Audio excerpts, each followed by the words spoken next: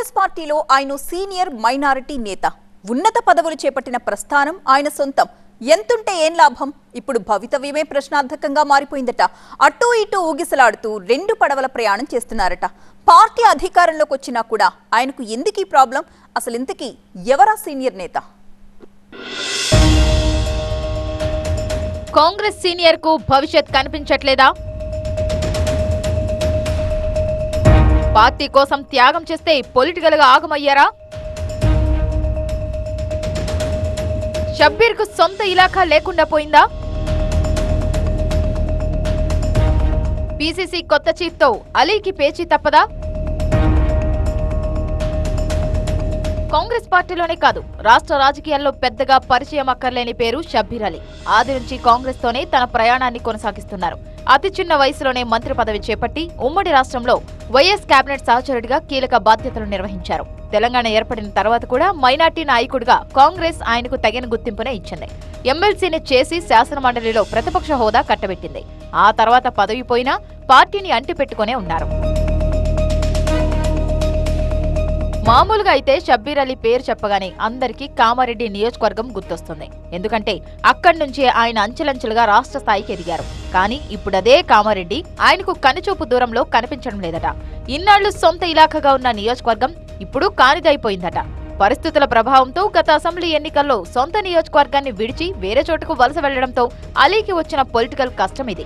నాటి పీసీసీ అధ్యక్షుడు రేవంత్ రెడ్డి కోసం చేసిన త్యాగం ఇప్పుడు రాజకీయంగా షబ్బీర్ అలీని ఆగం చేసిందన్న టాక్ వినిపిస్తోంది.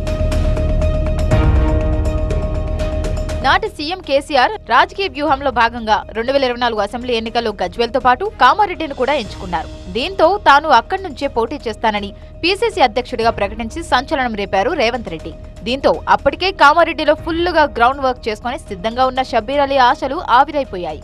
అధిష్టానం కూడా రేవంత్ రెడ్డి నిర్ణయానికి ఓకే చెప్పేయడంతో అలా కామారెడ్డిని షబ్బీర్ వదిలిపెట్టాల్సి వచ్చింది. పోనీ ఇక్కడ రేవంత్ గెలిచారా అంటే 3వ స్థానంతో సరిపెట్టుకున్నారు. పిట్టపోరు పిల్లికి లాభం అన్నట్టు కేసీఆర్ రేవంత్ రెడ్డి మధ్య పోరుతో బీజేపీ అభ్యర్థి వెంకటరమణారెడ్డి విజయం సాధించి అందరికీ షాక్ ఇచ్చారు. తన నియోజకవర్గాన్ని త్యాగం చేసినందుకు మైనార్టీ ఓటు బ్యాంకును దృష్టిలో పెట్టుకుని నిజామాబాద్ అర్బన్ లో షబ్బీర్ అలీని నిలబెట్టిన కాంగ్రెస్ కు అక్కడ కూడా ఆశాభంగమే అయింది.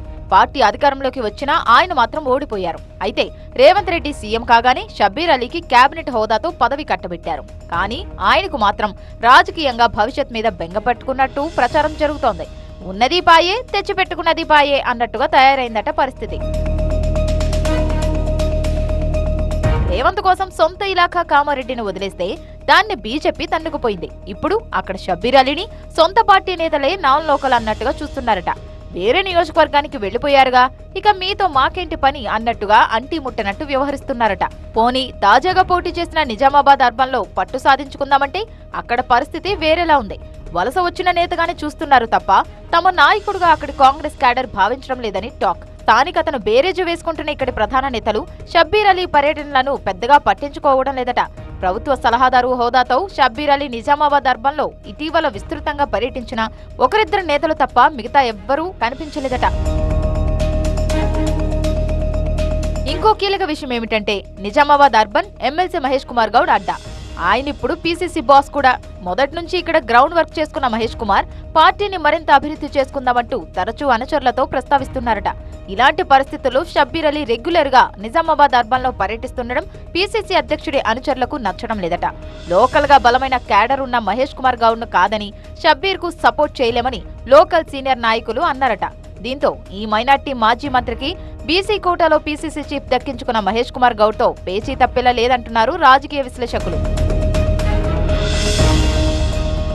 అటు కామారెడ్డికి కాక ఇటు నిజామాబాద్ అర్బన్ లో నిలదొక్కుకోలేక షబ్బీర్ అలీ రాజకీయ భవిష్యత్తు ఎటూ కాకుండా పోతోందా అన్న బెంగ ఆయన అనుచరులను భయపెడుతోందట. అక్కడుంటారా ఇక్కడికొస్తారా, లేక ఇక్కడుంటారా అక్కడికి వెళ్తారా అనే అయోమయంలో పడిపోయారట. పార్టీ అధికారంలో ఉంది కాబట్టి ఏదో హోదాతో షబ్బీర్ పదవిలో కొనసాగుతున్నారు. కానీ సొంత ఇలాఖా అనేది ఒకటి ఉండాలిగా అన్నది షబ్బీర్ ఫాలోవర్స్ ను వేటాడుతున్న ప్రశ్న. ఈ పరిస్థితిలో షబ్బీర్ ఫ్యూచర్ ప్లాన్ ఎలా ఉంటుంది అన్నదే ఆసక్తి రేపుతోంది.